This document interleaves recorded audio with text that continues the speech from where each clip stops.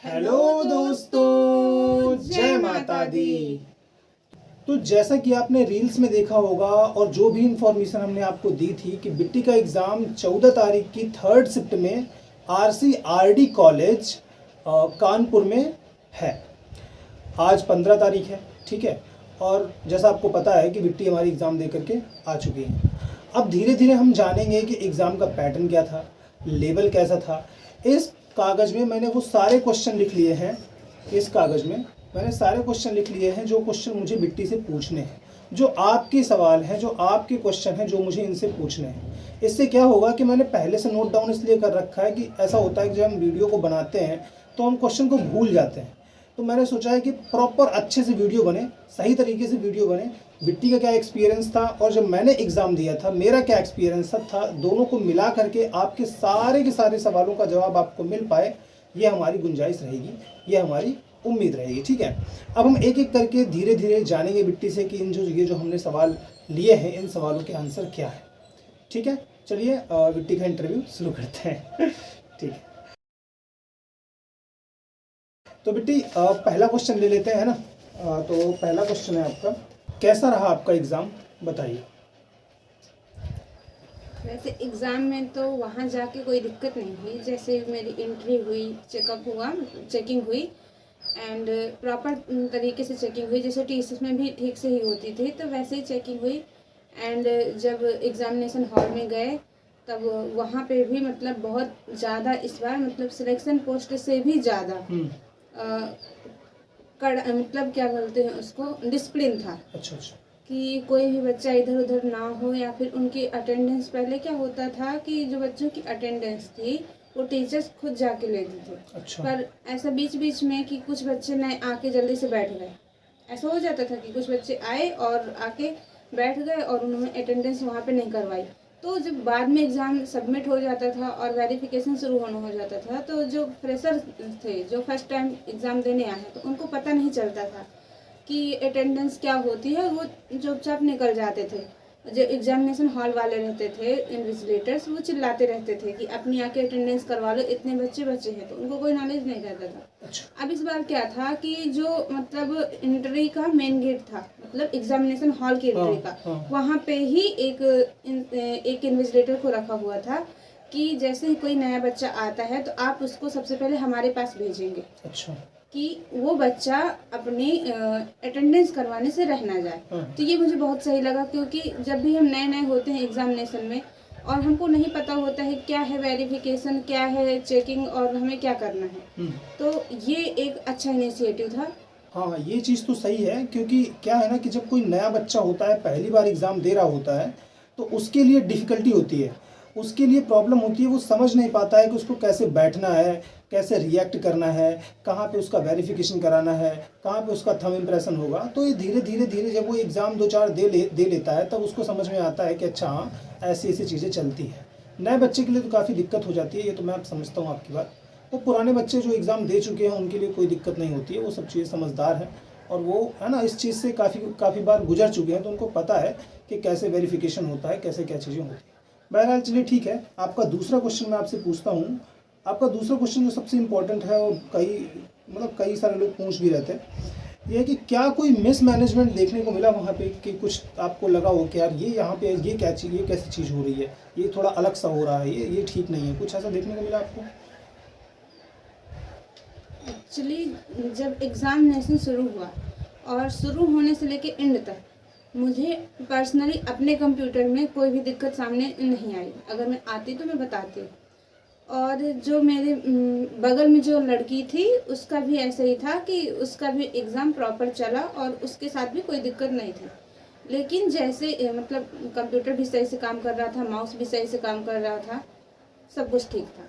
लेकिन जब examination over हो गया और इसके बाद हम वेरिफिकेशन के लिए जाते हैं, तो पहले बहुत ज़्यादा भीड़ थी, तो हम लोग 10 मिनट तक बैठे रहे कि अब कुछ बच्चे हो जाएं फिर बाद में हम जाते हैं, क्योंकि हमारा जो रोल नंबर था वो लास्ट रो में था। तो हमें टाइम लग गया। लेकिन जैसे ही वहाँ से निकले वेरिफिकेशन कराने के लिए, मैंने देखा कि एक साइड कम से कम 7 से 8 बच्चे, उनका अलग से मतलब उनका एग्जामिनेशन गोइंग ऑन था। तो मुझे कुछ इस बात को कुछ समझ में नहीं आया। आपके कहने का मतलब ये है कि जब आपका एग्ज़ाम ओवर हो गया, इसके बाद भी कुछ लोग एग्ज़ाम दे रहे थे?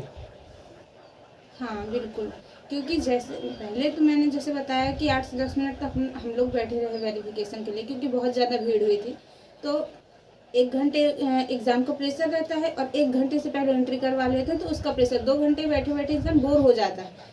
तो जैसे हम वहाँ से निकले, देखा 6 से 7 लोग एग्ज़ाम दे रहे हैं और मेरी जो बगल की लड़की थी, जो मैं बता रही हूँ कि उसका एग्ज़ाम भी बहुत अच्छे से हुआ, तो वो मुझसे बार-बार कह रही है कि दीदी आप ये बताइए कि इनका एग्ज़ाम क्यों चल रहा है?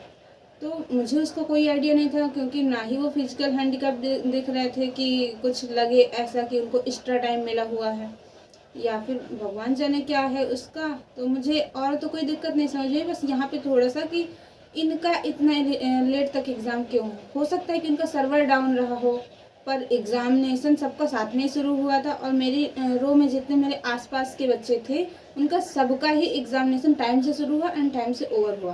तो मुझे यहाँ पे थोड़ी दिक्कत सी लग रही है। पर अब आप लोग बताइए कि आपके सेंटर में ऐसा हुआ है? अगर हुआ है तो ऐसा क्यों हो रहा है और इसका क्या रीज़न है? चलिए ठीक है, बहुत बढ़िया। चलिए अगला क्वेश्चन ले लेते हैं, ठीक है। क्या कोई टेक्निकल ग्लिच समझ में आया आपको? आपको लगा हो कि यार ये टेक्निकल ग्लिच है, बार बार हो रहा है जब मैं कोई क्वेश्चन को अटेम्प्ट कर रही हूँ, तो यहाँ पे दिक्कत हो रही है, यहाँ पे प्रॉब्लम हो रही थी। यानी कि जब मेरा एग्ज़ाम था, तो जब मैं रीजनिंग का 21 या 22 नंबर का क्वेश्चन सॉल्व कर रहा था, तो मेरा माउस 1 मिनट के लिए रुक गया था, 1 मिनट के लिए, इससे ज़्यादा नहीं रुका था। इसके बाद वो प्रॉपर अच्छे तरीके से वर्क कर रहा था। लेकिन मेरे एग्ज़ाम के टाइम पे ये थोड़ा सा टेक्निकल ग्लिच आया था कि 1 मिनट के लिए मेरा माउस रुक गया था। तो क्या आपके, है ना, आपके सेंटर में भी ऐसा कुछ टेक्निकल ग्लिच देखने को मिला? ग्लिच तो ऐसा मतलब माउस वाउस रुकने की तो कोई प्रॉब्लम नहीं आई, लेकिन हाँ एक दिक्कत मुझे समझ में आई कि जैसे मैंने इंग्लिश का सेक्शन अटेम्प्ट किया। सबसे पहले मेरा सेक्शन रहता था कि अटेम्प्टिंग ऑफ मॉक। मैं क्या करती थी कि सबसे पहले रीजनिंग, उसके बाद मैथ, फिर इंग्लिश एंड देन जीके। तो मैंने जीके सबसे लास्ट में है। हाँ, मेरा भी ऐसे ही था। यही मैंने वहाँ पे जाके इम्प्लीमेंट किया। तो जैसे मैंने सबसे पहले रीजनिंग की, तो मैं पहले ही चूज कर चुकी थी लैंग्वेज कि मुझे हिंदी चाहिए जब एग्जामिनेशन ओपन होता है और उस पर हम सब कुछ लिखते हैं। सही। तो जैसे ही रीजनिंग ओपन हुआ तो इंग्लिश से था, तो मुझे कुछ समझ नहीं आया, मैंने उसकी लैंग्वेज को चेंज किया, वो हो गया। और जब मैं नेक्स्ट सेक्शन में गई मैथ, तो वो फिर से इंग्लिश में हो गई। अच्छा। तो मैंने उसकी फिर से लैंग्वेज चेंज की, इंग्लिश तो इंग्लिश में ही आएगी। और जीके में जैसे इंटर की, वो फिर इंग्लिश में। मुझे कुछ समझ में नहीं आ रहा था कि ये हो क्या रहा है। आपने ऐसा तो नहीं हुआ था कि आपने इंग्लिश ही चुना हो? नहीं, मैंने हिंदी ही चूज किया। तो मुझे प्रॉपर तरीके से याद है, क्योंकि जैसे कि आप लोगों से कुछ छुपा नहीं है, लैपटॉप है नहीं हमारे पास, हम हमेशा मोबाइल में ही मॉक देते रहे हैं। तो जब भी मैं एग्जामिनेशन हॉल में जाती हूँ, तो आधे घंटे पहले पहुँच जाते हैं जैसे। तो मैं किसी से बात करना होता नहीं है, अपना जो माउस होता है वो माउस लेके उसी से मैं थोड़ा प्रैक्टिस करती रहती हूँ कि जैसे ही एग्जामिनेशन शुरू हो तो उसमें मुझे कोई दिक्कत ना आए। तो मुझे प्रॉपर तरीके से याद है, मैंने हिंदी ही चूज किया था। मुझे इसमें थोड़ी सी दिक्कत आई, पर ठीक है, कोई बड़ी प्रॉब्लम नहीं है। 2-4-10 सेकंड इधर उधर हुए तो कोई बात नहीं। और वैसे तो कोई ग्लिच नहीं था, सब कुछ अच्छा चल रहा था। परफेक्ट। अब अगला क्वेश्चन ले लेते हैं, ठीक है। अगला क्वेश्चन है कि क्या कोई सर्वर की कोई प्रॉब्लम थी? मतलब सर्वर की प्रॉब्लम इन द सेंस ऐसा था कि जैसे रीजनिंग का कोई क्वेश्चन है, उसमें अगर फिगर वाले क्वेश्चन है तो वो लोड ही नहीं होते हैं। कभी कभी ऐसा होता है, बड़े बड़े फिगर दिए रहते हैं, जैसे एम्बेडेड फिगर हो गया, है ना, मिरर इमेज का हो गया, वाटर इमेज का हो गया, तो उसमें फिगर वाले क्वेश्चन लोड नहीं होते हैं। ऐसा होता है, क्वेश्चन दिया रहता है और आपको उसमें से देखना होता है कौन सा क्वेश्चन सही है, कौन सा क्वेश्चन गलत है, तो उसमें फिगर ही नहीं लोड होता है सर्वर पे। तो क्या ऐसे कोई सर्वर की कोई प्रॉब्लम थी? सर्वर प्रॉब्लम किसी को नहीं हुई, क्योंकि जितने भी आसपास के बच्चे थे वो सब कह रहे थे कि सिलेक्शन पोस्ट से 1000 गुना अच्छे तरीके से इसको कंडक्ट किया हुआ है। तो इस चीज़ में, इस सेंटर में तो कोई प्रॉब्लम नहीं हुई। जिसका डर था कि इसमें एग्जामिनेशन कैंसिल हो चुका है, तो वो डर वहाँ पे जाके दूर हुआ और ऐसा कोई दिक्कत समझ में नहीं आई। अगला क्वेश्चन ले लेते हैं। अगला क्वेश्चन है, क्या इन्विजिलेटर कैसे थे? क्योंकि आपने देखा होगा सिलेक्शन पोस्ट में इन्विजिलेटर, है ना, कुछ ज़्यादा ही अपने आप को एडवांस समझ रहे थे। भैया सेल्फी वेल्फी ले रहे थे, आपकी सवालों का अच्छा से जवाब नहीं दे रहे थे, आप जो भी क्वेश्चन पूछते थे उनको पता ही नहीं होता था। अगर आपका माउस या आपका जो सिस्टम है वो काम नहीं कर रहा है, उसको ठीक करने के लिए उनको इतना नॉलेज ही नहीं था कि ठीक कैसे होगा। तो आपके इन्विजिलेटर कैसे थे, उनका बिहेवियर कैसा था? एक्चुअली मैं बताऊं, इस बार के इन्विजिलेटर जो थे वो बहुत ही अच्छे थे, बहुत ही सेंसर थे और सबकी बातें अच्छे से सुन रहे थे। क्योंकि मेरा लास्ट टाइम इन्विजिलेटर पे एक्सपीरियंस बहुत ही अच्छा नहीं रहा है, क्योंकि जैसे मैंने आप लोगों को पहले ही बताया है कि सिलेक्शन पोस्ट में इन्विजिलेटर हद से ज़्यादा ख़राब थे। उनसे कुछ पूछो, इधर बुलाओ उधर भाग रहे हैं, उधर बुलाओ उधर भाग रहे हैं। तो इस बार तो ऐसा था कि पहली बार तो कोई दिक्कत सामने नहीं आई, पर जिस भी बच्चे को दिक्कत सामने आ रही थी, जो आसपास के बच्चे थे, किसी का सिस्टम में कोई दिक्कत आ रही है और उसने एग्जामिनेशन से पहले ही उसको बता दिया है, तो उसके साथ प्रॉपर तरीके से फेयरनेस हुई है इस एग्ज़ाम में, वहाँ जाके उस सेंटर पे। तो ऐसा या ऐसा तो कुछ शो नहीं हुआ और इन्विजिलेटर भी बहुत अच्छे थे इस बार। एक ये इस मतलब क्वेश्चन में बहुत सारे कमेंट आए थे और ये क्वेश्चन मैं आपसे पूछ रहा हूँ कि रफ सीट कैसी मिली थी। सिलेक्शन पोस्ट में आपने देखा होगा कि रफ सीट 2 कौड़ी की मिली थी और आपका एग्ज़ाम भी वहाँ पर था जिसका फर्स्ट डे की फर्स्ट शिफ्ट कैंसिल हुई है RCRD की, और इतने मतलब संदिग्ध एग्ज़ाम सेंटर में आपका एग्ज़ाम था। तो मैं आपसे ये पूछना चाहूँगा कि रफ सीट आपकी कैसी थी?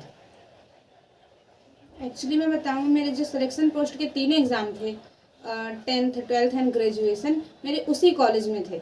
और जो सीजीएल था तो वो भी उसी कॉलेज में था। लास्ट टाइम तो नहीं अच्छी मिली थी सीट्स, 2 कौड़ी की सीट्स थी, उसमें कुछ समझ नहीं आ रहा। लेकिन एक बार इस बार इतनी अच्छी चीज़ हुई कि 2 रफ सीट एक साथ मिली। अच्छा। तो ये एक प्लस पॉइंट था, क्योंकि हम लोगों को हमेशा से आदत होती है वाइड एरिया में लिखने की। तो उस पर मुझे थोड़ी दिक्कत समझ में आ रही थी, कहीं ऐसा ना हो रफ सीट छोटी हो, क्योंकि पिछली बार रफ सीट बहुत ही ज़्यादा छोटी मिली थी। इस बार रफ सीट बहुत अच्छी थी, ओके थी। टीसीएस जैसी नहीं थी, जैसे टीसीएस A4 साइज टाइप का पेपर देते थे, वो अच्छा दिखने में भी था और उसकी क्वालिटी भी अच्छी रहती थी। तो उतनी अच्छी क्वालिटी तो नहीं थी, बट हाँ लिखने लायक था और अच्छे से मैनेजेबल था। तो यहाँ पे बिट्टी को एडवांटेज मिलता हुआ मुझसे क्योंकि मुझे तो एक ही रफ सीट मिली थी, उसी में मैं ऐसा लिख रहा था छोटा छोटा करके। तो ये यहाँ पर बिट्टी का एडवांटेज है, ठीक है। अच्छा, पेन कैसे थे? पेन के ऊपर बहुत इशू मचा था, पेन कैसे थे भैया बताना जरा। पेन पिछली बार तो पेन अच्छे नहीं थे, मैं ले आई थी वहाँ का पेन, चुरा लाई थी आप लोगों को दिखाने के लिए। 2-2 रुपए वाले पेन थे, लेकिन इस बार पेन एकदम प्रॉपर अच्छे तरीके से चल रहे थे। लेकिन जो मैम थी, मैंने कहा मैम प्लीज़ एक पेन और दे दीजिए क्योंकि मुझे दिक्कत ना हो, तो उन्होंने मुझे एक एक्स्ट्रा पेन प्रोवाइड किया था। तो पेन भी बहुत अच्छे थे, शानदार। पेन में भी एडवांटेज मिल गया। अगला आपसे क्वेश्चन पूछ लेता हूँ जो सबसे इम्पोर्टेंट है, क्या कोई रॉन्ग क्वेश्चन समझ में आया? क्योंकि एसएससी अब क्या करती है आपको पता ही होगा, उसने रॉन्ग क्वेश्चन चैलेंज करने के लिए 50 रुपये फीस रखी हुई है। अब ये लोग रॉन्ग क्वेश्चन डालते ही डालते हैं, हर बार हर शिफ्ट में इनका रहता है रॉन्ग क्वेश्चन डालेंगे, लोग उसको चैलेंज करेंगे, उससे इनकम आएगी, है ना। ये इनका एक बिजनेस बन चुका है। तो क्या कोई रॉन्ग, मेरी शिफ्ट में मैं बात करूं तो मैं मैथ के साथ दो सवाल में फंसा था। अब मैं इतना बेवकूफ़ हो गया था कि मेरे को स्किप ही कर देना चाहिए था, ज़्यादा बेटर ही था तो मुझे ये पता होना चाहिए था कि यार हो सकता है कि एसएससी ने रॉन्ग क्वेश्चन भी डाले हो, बट ठीक है, जो हो गया सो हो गया। मैं आपसे पूछना चाहता हूँ, क्या कोई रॉन्ग क्वेश्चन था वहाँ? वैसे रीजनिंग में तो मुझे समझ में नहीं आया उस पर रॉन्ग क्वेश्चन, क्योंकि इंग्लिश और जीके का ऐसा रहता है कि हम बार बार पढ़ते हैं तब भी हमें समझ में नहीं आता है। इंग्लिश में हाँ, एक मुझे थोड़ा सा आर्टिकल एरर लगा था कि यहाँ पे 2 एरर हो सकती हैं, पर खैर अगर वो रॉन्ग है तो सबके लिए रॉन्ग है और उसमें सबको प्लस पॉइंट ही मिलेगा। और रीजनिंग में कोई दिक्कत नहीं समझ में आई, जीके में भी मुझे कुछ दिक्कत समझ में नहीं। मैथ में एक क्वेश्चन में लगा, क्वेश्चन बेसिक सा था, पर उसका आंसर जब भी मैं मैच कर रही थी तो मैच में मैं उस पर पगला गई थी कि क्यों नहीं आंसर आ रहा, पर दिमाग में चल ही नहीं रहा था कि ये रॉन्ग हो सकता है। फिर मैंने उसको छोड़ के आगे बढ़ी, क्योंकि ये था कि चलो रॉन्ग है तो पूरी शिफ्ट को ही प्रॉफिट होगा इससे, तो उसी का समझ में आ सकता है, या फिर हो सकता है कि मुझसे कोई कैलकुलेशन मिस्टेक रही हो, और ऐसा तो कोई रॉन्ग क्वेश्चन नहीं दिखा था। चलो ठीक है। क्या है ना कि देखिए, मैथ और रीजनिंग के रॉन्ग क्वेश्चन आप पकड़ सकते हो, ठीक है, क्योंकि आप सॉल्व करोगे आपका आंसर मैच नहीं करेगा। इंग्लिश में और जीके में आप नहीं पकड़ सकते हो। आप इंग्लिश और जीके में यही सोचोगे कि हो सकता है मैंने इसको पढ़ना है, यही हो सकता है। चलिए ठीक है। अब आप मुझे बता दीजिए कि ओवरऑल मैथ का परफॉर्मेंस आपका कैसा था और मैथ में आपने कितने क्वेश्चन अटेम्प्ट किए? मैथ तो अच्छी थी, मैं कहूँगी मॉडरेट थी, इजी टू मॉडरेट थी, हार्ड नहीं थी, लेकिन उसमें कुछ डूएबल थी मतलब, है ना? हाँ डूएबल थी, उसमें 21-22 क्वेश्चन डूएबल थे। अच्छा अच्छा। तो उसमें फर्स्ट मतलब बीच बीच में ऐसे 5 क्वेश्चन थे लगभग जो बहुत ज़्यादा कैलकुलेटिव थे। अगर आप उनमें उलझते हो या फिर आपकी ही कैलकुलेशन मिस्टेक हो सकती है, मेरी हो सकती है, या फिर क्वेश्चन भी गलत हो सकता है, ऐसा कुछ नहीं है। तो उसमें क्या है कि कैलकुलेशन बहुत ज़्यादा मांग रहा था। अच्छा। किसी भी एक पर्टिकुलर क्वेश्चन हो और उसका आंसर आप मैच कर रहे हो, उसका आंसर ही नहीं मैच हो रहा था, तो मुझे कैलकुलेशन में थोड़ी दिक्कत हुई। वहाँ पे 4-5 क्वेश्चन वो थे, कैलकुलेटिव थे, और बाकी तो सब ओके ओके थे। अच्छा, रीजनिंग कैसी थी? क्योंकि रीजनिंग ऐसी थी कि क्योंकि जब मेरा एग्ज़ाम था तो रीजनिंग बहुत ईजी थी, मतलब आप ये समझिए कि बहुत ईजी थी, बहुत ईजी थी मेरे टाइम पे। तो मैं जानना चाहूँगा क्या वही पैटर्न अभी फॉलो कर रहे हैं या फिर लेवल उन्होंने बढ़ा दिया है? थोड़ा ये बताइए। तो रीजनिंग का लेवल वैसा ही था जैसा टीसीएस में आता था, उससे भी कहूँगी उससे भी आसान। अब क्वेश्चन डिस्क्लोज कर नहीं सकती, नहीं तो मैं आपको बताती तो आप ये कहते कि अरे ये सीजन में पूछा जा रहा है, ऐसा क्वेश्चन था। मतलब ऐसे 1-2 क्वेश्चन थे, बाकी सारे इतने इजी नहीं थे। बट हाँ, रीजनिंग इजी टू मॉडरेट नहीं थी, रीजनिंग इजी इजी इजी ही थी। आप 5 आउट ऑफ 25 कर सकते हैं, वो भी 13 से 14 मिनट में। Big statement. बढ़िया, अगर 13-14 मिनट में रीजनिंग हो रही है तो मुझे ऐसा लगता है कि रीजनिंग का लेवल सच में बहुत इजी रहा होगा आपकी शिफ्ट में।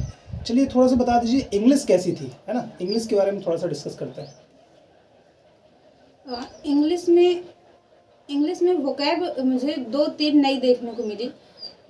तो आप वोकैब पे जो प्रीवियस ईयर बेस्ड है उसका रिवीजन तो करें ही करें, जो नई वोकैब आपको मिले आप उसको भी थोड़ा अच्छे तरीके से डील करते रहें, क्योंकि वोकैब मुझे थोड़ी सी टफ लगी, क्योंकि जबकि वो ऑप्शन से हो जा रही थी, ऑप्शन एलिमिनेशन से वोकैब आप 1-2 क्वेश्चन कर सकते थे उसके, और बाकी ओवरऑल क्वेश्चन पेपर इजी ही था। मैथ, हाँ, आपको क्या करना है कि जैसे ही आप एग्जामिनेशन हॉल में जाएंगे, आपका जब भी इंग्लिश का सेक्शन स्टार्ट हो तो पैनिक ना करें, क्योंकि जब मेरा एग्जामिनेशन स्टार्ट हुआ, फर्स्ट 5 क्वेश्चन ही कॉम्प्रिहेंशन के रख दिए। अच्छा। हाँ, तो यहाँ पे क्या है कि जो नए बच्चे हैं, मुझे तो इतनी दिक्कत नहीं हुई, जो नए बच्चे हैं वो क्या करेंगे, कॉम्प्रिहेंशन को पढ़ने लग जाएंगे और जल्दी जल्दी में अपना टाइम लॉस कर देंगे, क्योंकि जब हम इंग्लिश करते हैं हमको लगता है हाँ बहुत ज़्यादा टाइम है, बहुत ज़्यादा टाइम है, कर लेंगे, पर ऐसा नहीं है। आप क्वेश्चन, जैसे हम हमेशा से कहते हैं कि आप आर्ट ऑफ स्किपिंग पे बहुत ज़्यादा ध्यान दीजिए। आपको नहीं समझ में आ रहा, आप वो क्वेश्चन ये मत सोचिए कि मेरे 5 क्वेश्चन तो अभी स्किप हो गए, लास्ट में 10-15 मिनट बचे, क्योंकि 5 क्वेश्चन स्किप कर रहे हो, आपका उसका टाइम बहुत ज़्यादा सेव हो जाएगा। आप उसको बाद में इत्मीनान से करिए। मुझे लगता है कि वहाँ पे मेरे क्वेश्चन गलत होंगे, क्योंकि मैंने भी यही फ्रेशर्स वाली गलती की है, जबकि मैं फ्रेशर नहीं हूँ। तो आप यहाँ पे थोड़ा ध्यान रख के जाइएगा जब भी जाए। ठीक है, बहुत बढ़िया। लास्ट सबसे इम्पोर्टेंट क्वेश्चन, या समझ लीजिए जिसका बवाल मचा पड़ा है, जीके कैसी थी? जीके के बारे में बताइए, क्योंकि मेरी शिफ्ट की जो जीके थी वो तो मतलब क्या ही बताऊँ मैं, बहुत डिफ़िकल्ट। फिर भी मैंने उसमें 10 या 11 क्वेश्चन कर दिए थे, उसमें से मेरे मैक्सिमम तुक्के ही थे। तो आप मुझे बताइए कि जीके आपके उसमें कैसा था, या कुछ चेंज देखने को मिला लेवल में? जीके तो टफ थी, सर के ऊपर से जा रही थी, मतलब टफेस्ट जीके थी। ऐसे ऐसे क्वेश्चन थे जो मैंने कभी सुने भी नहीं है। करंट थी तो 25 की थी ही नहीं। हाँ, एक क्वेश्चन 25 का था, 6 से 7 क्वेश्चन करंट के थे, लेकिन वो पता नहीं था कब की करंट पूछ रहे हैं, 22, 23, 24 इस तरह करंट आ रही थी। आप करंट पे ज़्यादा फोकस अगर हो सके तो थोड़ा बहुत लास्ट टाइम में कर लीजिएगा। और बाकी जीके तो टफ थी, और उसमें मुझे तो कोई टॉपिक ही नहीं याद है कि मैं आपको बता सकूं कि ऐसा ऐसा था, क्योंकि मैंने ऐसे टॉपिक देखे ही नहीं है। तो मेरा जीके में 10-11-12 क्वेश्चन मेरा भी अटेम्प्ट रहा, और कुछ समझ में नहीं आ रहा था, तो माइनस मार्किंग में जाने का क्या ही मतलब है। चलिए ठीक है, तो आप एक बार अपना टोटल मैथ, रीजनिंग, जीके और इंग्लिश में अटेम्प्ट बता दीजिए, ओवरऑल कितना अटेम्प्ट हुआ होगा ये बता दीजिए। तो मैं थोड़ा समराइज़ कर देती हूँ कि रीजनिंग में मैंने 25 आउट ऑफ 25 किए हैं। मैथ में मैंने 20 या 21 क्वेश्चन अटेम्प्ट किए हैं, क्योंकि 20 मान के चलते हैं, तो मान के हाँ। चलिए आपके हो गए 45, है ना? हाँ, ठीक है। क्योंकि जैसे मैंने बताया कि कैलकुलेटिव थी तो मुझसे नहीं हुई। इंग्लिश में मैंने 24 अटेम्प्ट किए, क्योंकि एक क्वेश्चन मुझे समझ में नहीं आ रहा था कि उसका क्या करूँ। तो और जीके में जैसे मैंने बताया 10-11 क्वेश्चन, तो 25 रीजनिंग, 21 मैथ, 24 इंग्लिश हो गई। इंग्लिश, हाँ, और तो 69 हो गए आपके टोटल। हाँ, ये और मतलब ये 11-12 हाँ जीके के, मतलब 80। अप्रॉक्स 80 to 81 क्वेश्चन अटेम्प्ट करके आई हूँ। अब आगे देखते क्या होता है। चलो ठीक है। और सबसे आखिरी क्वेश्चन है, लास्ट क्वेश्चन है, अंतिम क्वेश्चन है, फाइनल क्वेश्चन है, इसके बाद वीडियो समअप है। लास्ट क्वेश्चन ये है कि जिन बच्चों का भी एग्ज़ाम रिमेनिंग है, जो बचा हुआ है, जो ये वीडियो देख रहे हैं, ठीक है, उनके लिए क्या एडवाइस होगी, क्या सलाह तुम देना चाहोगी? आप ब्रीफली इसको कंप्लीट कीजिए प्लीज़। मैं अगर आपको बताऊं, समराइज करूं चीज़ों को, तो आपको बिल्कुल भी पैनिक करने की ज़रूरत नहीं है। जैसा एग्ज़ाम आता था टीसीएस में, वैसा ही एग्ज़ाम आया। थोड़ा बहुत 19-20 हुआ है कि आपको कोई सेक्शन ज़्यादा हार्ड लग सकता है, कोई ज़्यादा इजी लग सकता है, जो कि हमेशा से होता रहा है। तो आप बिल्कुल भी पैनिक ना करें, अच्छे से एग्ज़ाम देने जाएं, न्यूज़ ना देखें, क्योंकि जैसे ही आप न्यूज़ देखेंगे यहाँ का पेपर कैंसिल, वहाँ का, आप सिर्फ अपना सेंटर देखिए कि आपका सेंटर में तो कुछ नहीं हो रहा ना, आपके सेंटर में आपकी शिफ्ट का एग्ज़ाम तो कैंसिल नहीं हो रहा ना। तो आप पेपर देने अच्छे से जाइए। पेपर इजी टू मॉडरेट है, मॉडरेट टू टफ नहीं आ रहा है। आप अगर आपने अच्छे से प्रिपरेशन की है तो आप easily 80 to 81 question, 85 question attempt कर पाओगे। तो पेपर बिल्कुल भी टफ नहीं आ रहा है, बिल्कुल भी पैनिक ना करिए। अपने सेंटर पे देखिए कि आपके सेंटर पे आपका एग्ज़ाम किस शिफ्ट में है, उस पर ज़्यादा फोकस करिए और इत्मीनान से जाइए भगवान जी का नाम लेके। जो होगा अच्छा होगा, और बुरा होगा तो सबके साथ होगा। आपके सेंटर पे जो भी होगा तो सब कुछ अच्छा होगा। देखिए, सरस्वती माता आपके साथ में है। जब से हमने यूट्यूब में वीडियोस बनाना चालू किए हैं, हमारे हर वीडियोस में सरस्वती माता का पहले हम नाम लेते हैं, इसके बाद हम है ना वीडियो अपलोड करते हैं, इसके बाद हम अपना वीडियो अपलोड करके आपको इन्फॉर्मेशन देते हैं। तो आपको एक छोटी सी बात याद रखनी है कि इस टाइम पे आप देखोगे तो जो अफवाहों का दौर है बहुत तेज़ है। मैं ये तो नहीं कहूँगा कि सारी की सारी अफवाहें सच हैं या सारी की सारी झूठ हैं। होता क्या है कि अगर किसी एक शिफ्ट में प्रॉब्लम हो जाती है तो सारे के सारे लड़के उस शिफ्ट में बवाल कर देते हैं और शिफ्ट को कैंसिल करना पड़ता है, ठीक है। तो आप जब इस तरह की वीडियोस देखोगे, आप जब इस तरह की न्यूज़ देखोगे, तो आपको ये अंदर से आएगा, अरे यार ये तो शिफ्ट कैंसिल हो रही है, पेपर अच्छे से नहीं हो रहा है, धांधली हो रही है, बार बार कुछ ना कुछ रुकावट हो रही है, पैसा दे के सिलेक्शन हो रहा है, फेयर तरीके से एग्ज़ाम नहीं हो रहा है। अगर आप ऐसी चीज़ों पर फोकस करोगे, ऐसी चीज़ों को ध्यान में रखोगे, तो आप अच्छे से अपना एग्ज़ाम नहीं दे पाओगे। सबसे पहले आपकी प्रायोरिटी ये है कि चाहे जो भी हो रहा हो, मेरे को इन सब चीज़ों से मतलब नहीं होना चाहिए। मतलब होना चाहिए आपके अपने एग्ज़ाम से, किस डेट को आपका एग्ज़ाम है, आपको कितनी मेहनत करनी है, कौन कौन से टॉपिक आपके छूटे हैं, उन टॉपिक को कवर करना है। आपका ये प्रायोरिटी सबसे पहले होना चाहिए। आप इस तरह की वीडियोस देखना बंद कर दीजिए जहाँ पे कैंसिल हो रहा है। हालांकि जिनके साथ कैंसिल हो रहा है उनके साथ हमारी संवेदनाएं हैं, लेकिन देखिए कर क्या सकते हो आप, ये बताओ। अब ये चीज़ें नॉर्मल सी लगने लगी हैं, इसलिए यही एडवाइस है कि आप अपने शिफ्ट पर फोकस कीजिए और मेहनत कीजिए। Thank you so much. जय माता दी।